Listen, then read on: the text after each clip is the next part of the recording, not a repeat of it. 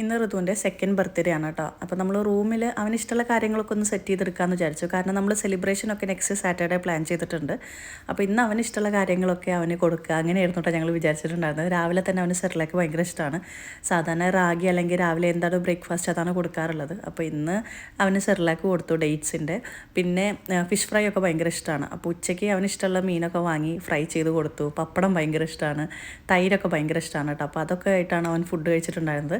പിന്നെ നാളിൻ്റെ അന്നാണല്ലോ നമ്മൾ non veg ഒന്നും വാങ്ങാതിരിക്കുക. അവൻ്റെ നാള് വരുന്നത് നെക്സ്റ്റ് മന്ത് 10th അപ്പോൾ അന്ന് നമുക്കെല്ലാം നെക്സ്റ്റ് മന്തല്ല, ഈ ജൂൺ 10th കേട്ടോ വരുന്നത്.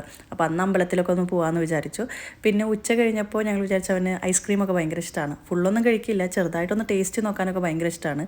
അപ്പോൾ അത് റൂമിലേക്ക് ഓർഡർ ചെയ്തിട്ടുണ്ടായിരുന്നു. അപ്പോൾ അതൊക്കെ കുറച്ച് കഴിച്ചു. ഈവനിങ് ആയപ്പോൾ ചേച്ചി എല്ലാവരും വന്നിട്ടുണ്ടായിരുന്നു. ഞങ്ങൾ ഗ്രാൻഡിൽ പോയിട്ട് ഒരു ചെറിയ കേക്കൊക്കെ കട്ട് ചെയ്യാമെന്ന് വിചാരിച്ചു. ഞങ്ങൾ ഹണി കേക്കാണ് കേട്ടോ വാങ്ങിയിട്ടുണ്ടായിരുന്നത്. വേറെ കേക്ക്സ് കാര്യങ്ങളൊക്കെ നോക്കി, പിന്നെ ഹണി കേക്ക് തന്നെ വാങ്ങാമെന്ന് വിചാരിച്ചു. നല്ല അടിപൊളി കേക്കായിരുന്നു കേട്ടോ. ഞാൻ ലാസ്റ്റ് ടൈം വാങ്ങിയപ്പോൾ എനിക്ക് ടേസ്റ്റ് അത്രയ്ക്ക് കണ്ട് ഇഷ്ടമായിട്ടുണ്ടായിരുന്നില്ല. ഇപ്രാവശ്യം ഞങ്ങൾക്ക് എല്ലാവർക്കും നല്ല ഇഷ്ടമായിട്ടുണ്ടായിരുന്നു കേട്ടോ.